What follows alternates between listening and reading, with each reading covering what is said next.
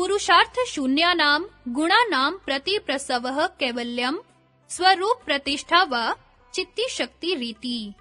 शब्दार्थ पुरुषार्थ शून्यानां गुणानां बराबर पुरुष अर्थ से शून्य हुए गुणों का प्रतिप्रसवः बराबर अपने कारण में लीन हो जाना। कैवल्यम बराबर कैवल्य है, वा बराबर अथवा स्वरूप प्रतिष्ठा बराबर अपने स्वरूप में अवस्थित हो जाना। चित्ती शक्ति ही बराबर चित्ती शक्ति का, इति बराबर, और यह पाद तथा योग शास्त्र समाप्त होता है। अन्व्यार्थ पुरुषार्थ से शून्य हुए गुणों का अपने कारण में लीन हो जाना कैवल्य है, अथवा चित्ती शक्ति का अपने स्वरूप में अवस्थित हो जाना कैवल्य है। व्याख्या गुणों की प्रवृत्ति पुरुष के भोग अपवर्ग के लिए है, इसलिए भोग और अपवर्ग ही पुरुषार्थ है। इसी पुरुषार्थ के लिए गुण शरीर इंद्रिय बुद्धि आदि में परिणत हो रहे हैं। जिस पुरुष का यह प्रयोजन सिद्ध हो गया कि उसके प्रति इनका कोई कार्य शेष नहीं रहता, तब उस पुरुष के भोग तथा अपवर्ग रूप पुरुषार्थ के संपादन से कृतार्थ हुए पुरुषार्थ शून्य कार्य कारण स्वरूप गुण प्रतिप्रसव को प्राप्त होते हैं, अर्थात प्रतिलोम परिणाम से अपने कारण में लीन हो जाते हैं। अर्थात व्युत्थान समाधि और निरोध के संस्कार मन में लीन हो जाते हैं। मन अहंकार में, अहंकार बुद्धि में और बुद्धि प्रधान प्रकृति में लय हो जाती है। इस प्रकार पुरुष का अंतिम लक्ष्य अपवर्ग संपादन करने के पश्चात गुणों के अपने कारण में लीन हो जाने का नाम कैवल्य अर्थात गुणों का उस पुरुष से अलग होना है। या ये कहना चाहिए कि धर्म चित्त के परिणाम क्रम बनाने वाले गुणों का अपने कारण में लीन हो जाने पर चित्ती शक्ति पुरुष का चित्त से किसी प्रकार का संबंध न रहने पर अपने स्वरूप में अवस्थित हो जाने का नाम कैवल्य है। जैसे वेदांत में अज्ञान की निवृत्ति और परमानंद स्वरूप ब्रह्म प्राप्ति को समकाल होने पर भी कहीं अज्ञान की निवृत्ति को, जैसे भूयश्चान्ते विश्व माया निवृत्ति और फिर अंत में सारी माया निवृत्त हो जाती है, और कहीं ब्रह्म की प्राप्ति को, जैसे स यो वै तत्परमं ब्रह्म वेद ब्रह्मेव भवति, जो निश्चय उस ब्रह्म को जानता है ब्रह्म ही हो जाता है, मुक्ति कहा है। वैसे ही यहाँ पर भी गुणों का प्रतिप्रसव और चित्ती शक्ति की स्वरूप प्रतिष्ठा इन दोनों के समकाल होने पर भी तात्पर्य की एकता होने से कैवल्य के दो लक्षण कहे हैं। लक्षण भेद से कैवल्य का भेद नहीं किया है। सम्यक ज्ञानाधिगमात् धर्म आदि नाम कारण प्राप्तो तिष्ठति संस्कार वशा चक्र भ्रमीवद् धृत शरीरः प्राप्ते शरीरम भेदे चरितार्थत्वात् प्रधान विनिवृत्तौ एकांतिकम अत्यांतिकम उभयम कैवल्यम अप्रोनोति। यथार्थ ज्ञान की प्राप्ति से जबकि धर्म आदि अकारण बन जाते हैं, तब पुरुष संस्कार के वश से चक्र के सदृश शरीर को धारण किए हुए ठहरा रहता है। शरीर के छूट जाने पर और चरितार्थ होने से, प्रधान की निवृत्ति होने पर एकांतिक और अत्यांतिक दोनों प्रकार के कैवल्य को प्राप्त होता है। भोज वृत्ति का भाषा अनुवाद। अब फल रूप मोक्ष के सामान्य स्वरूप को कहते हैं, जो सत्व आदि गुण भोग और मोक्ष रूप पुरुषार्थ को समाप्त कर चुके, उनका जो उल्टे-उल्टे परिणाम की समाप्ति होने पर क्षणों में विकार का पैदा न होना अथवा वृत्तियों के तुल्य रूप की निवृत्ति होने पर चेतन शक्ति का अपने स्वरूप मात्र में स्थिति करना मोक्ष कहा जाता है। केवल हमारे ही दर्शन में मोक्षावस्था में पुरुष इस प्रकार का चेतन रूप नहीं होता, किंतु अन्य दर्शनों में भी विचार करने पर स्वरूपावस्थित होता है। जैसे आत्मा क्षणिक विज्ञान नहीं है, संसारावस्था में कर्ता, भोक्ता और विचार करने वाला आत्मा प्रतीत होता है। अन्यथा यदि एक कोई चेतन उस प्रकार का न हो और ज्ञान क्षणों को ही, जो कि पूर्वापर विचार से शून्य है, आत्मा माना जाए, तो कर्म और फल का संबंध नियम पूर्वक नहीं हो सकता और किए हुए की हानि नहीं किए हुए की प्राप्ति रूप दोष भी हो। जिसने शास्त्रों में ही कहे हुए कर्म को किया है, वही यदि भोगता रहे तो सबकी प्रवृत्ति कल्याण प्राप्ति के लिए, दुख की निवृत्ति के लिए हो सकती है। ग्रहण करना या छोड़ना विचार से ही होता है। इससे और ज्ञान क्षणों को परस्पर भिन्न होने से विचार शून्यता है।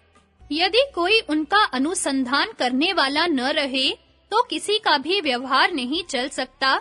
इससे जो कर्ता, भोक्ता, अनुसंधाता है, वह आत्मा है, यह व्यवस्था की जाती है। मोक्षावस्था में केवल चैतन्य रूप ही आत्मा रहता है, क्योंकि मोक्ष दशा में तो ग्राह्य ग्राहक रूप अर्थात ग्रहण करना आदि सब व्यवहारों के न रहने से केवल चैतन्य ही शेष रहता है। वह चैतन्य अपने स्वरूप को जानने से नहीं है, किंतु स्वरूप से है, क्योंकि विषयों को ग्रहण करने की सामर्थ्य ही चेतन का स्वरूप है, अपने स्वरूप को ग्रहण करना नहीं। यथा विज्ञातार मरे केन विजानीयात, सबके जानने वाले विज्ञाता को किससे जाना जा सकता है, तथा ये नेदम सर्वम विजानाति तम केन विजानीयात, जिससे ये सब कुछ जाना जाता है, उसको किससे जाने। जैसे चेतन से ग्रहित हुई वस्तु यह है, इस प्रकार ग्रहण की जाती है, और चेतन का स्वरूप अहम अर्थात मैं हूँ इस प्रकार ग्रहण किया जाता है। आपस में विरुद्ध बहिर्मुक्ता और अंतर्मुक्ता रूप दो व्यापार एक काल में नहीं हो सकते, तो चेतन स्वरूप से ही शेष रहता है। इससे मोक्षावस्था में गुणों के कार्य की समाप्ति होने पर केवल चैतन्य रूप ही आत्मा रहता है, और संसार दशा में तो ऐसे ही आत्मा को कर्ता, भोक्ता और अनुसंधाता होना सब ठीक है। आत्मा का संसार दशा और मुक्ति अवस्था में एक ही रूप है। ये जो प्रकृति के साथ अज्ञान मूलक भोग्य का भोग करना रूप अनादि स्वाभाविक संबंध है, उसके होने पर, और जो पुरुषार्थ कर्तव्यता रूप शक्तियों के होने से प्रकृति का महान आदि रूप से परिणाम है, उसमें संयोग होने पर जो आत्मा का अधिष्ठाता बनना अर्थात अपने प्रतिबिंब को समर्पण करने की शक्ति, अंतःकरण की पड़े हुए चेतन प्रतिबिंब को ग्रहण करने की शक्ति रखना, तथा चेतन के संबंध से बुद्धि में कर्तृत्व, भोक्तृत्व का निश्चय है, उसी से स्मृति पूर्वक व्यवहारों की सिद्धि हो जाएगी। फिर अन्य तुच्छ कल्पनाओं से क्या प्रयोजन? यदि इस प्रकार के मार्ग को छोड़कर आत्मा में पारमार्थिक कर्तृत्व आदि धर्मों को स्वीकार किया जाए, तो आत्मा को परिणामी मानना पड़ेगा। परिणामी और अनित्य मानने पर आत्मा का आत्मभाव अर्थात एक रस से रहना न बनेगा, क्योंकि एक ही समय में एक रूप से परस्पर विरुद्ध अवस्थाओं का ज्ञाता नहीं हो सकता। जैसे जिस अवस्था में आत्मा में समवाय संबंध से सुख उत्पन्न हुआ, उसी अवस्था में आत्मा में दुख का अनुभव करना नहीं हो सकता। तो अवस्थाओं के भेद होने से अवस्थाओं से अभिन्न अवस्था वाले का भेद मानना चाहिए। भेद मानने से परिणामी मानना पड़ेगा, और परिणामी मानने पर न आत्मा में आत्म भाव रह सकता है, न नित्य भाव। आत्मा वृत्ति ज्ञान से विलक्षण स्वयं प्रकाश ज्ञान स्वरूप है। जो वेदांती लोग चिदानंदमय होना आत्मा की मुक्ति मानते हैं, उनका मत ठीक नहीं है, क्योंकि आनंद सुख रूप ही है, और सुख सर्वदा ज्ञेय रूप से ही भान होता है, और ज्ञेयता बिना ज्ञान के नहीं हो सकती। तो ज्ञान, ज्ञेय दो पदार्थों को मानने से अद्वैतवाद की हानि होगी। मुक्ति प्राप्त आत्मा को सुख रूप मानना भी ठीक नहीं, क्योंकि ज्ञान, ज्ञेय एक नहीं हो सकते। अद्वैतवादी लोग कर्मात्मा और परमात्मा के भेद से दो प्रकार का आत्मा मानते हैं। तो जिस प्रकार से कर्मात्मा को सुख दुख का भोग होता है, उसी रूप से यदि कर्मात्मा के तुल्य परमात्मा को सुख दुख का भोक्ता माना जाए, तो परमात्मा परिणामी और अज्ञानी हो जाए। ज्ञानम नंतम ब्रह्म आदि श्रुतियों से परमात्मा ज्ञान स्वरूप ही सिद्ध होता है। और जहाँ कहीं आनंद शब्द ब्रह्म के साथ आया है, वहाँ उसी को ज्ञान अर्थ में लेना चाहिए। और यदि सुख के अर्थ में लिया जाए, तो वह अपर ब्रह्म, शबल ब्रह्म, सगुण ब्रह्म अर्थात ईश्वर का बोधक होगा, न कि पर ब्रह्म शुद्ध ब्रह्म, निर्गुण ब्रह्म अर्थात परमात्मा का। क्योंकि सुख प्रकृति के सत्व गुण में है और शुद्ध ब्रह्म परमात्मा प्रकृति से परे है। और यदि आत्मा को साक्षात भोग नहीं होता, किंतु बुद्धि द्वारा आरोपित भोग होता है, अर्थात परमात्मा से प्राप्त भोक्तृत्व को उदासीनता रूप से अधिष्ठाता हुआ स्वीकार करता है। आत्मा आनंद रूप है, यह पहले ही खंडन कर दिया। और यदि आत्मा को अविद्या स्वभाव माना जाए, तो स्वयं स्वभाव शून्य होने से अर्थात अपने में किसी धर्म के न रहने से शास्त्र का अधिकारी कौन रहेगा? क्योंकि सर्वदा मुक्त होने से परमात्मा नहीं हो सकता और न अविद्या स्वभाव होने से कर्मात्मा अधिकारी हो सकता है। तो अधिकारी न होने से सब शास्त्र व्यर्थ हो जाएंगे। यदि जगत को अविद्यामय माना जाए, तो वह अविद्या किसको है? यह विचार किया जाता है। परमात्मा को अविद्या है, यह नहीं कह सकते, क्योंकि वह नित्य मुक्त है और विद्या रूप है अर्थात चैतन्य रूप है।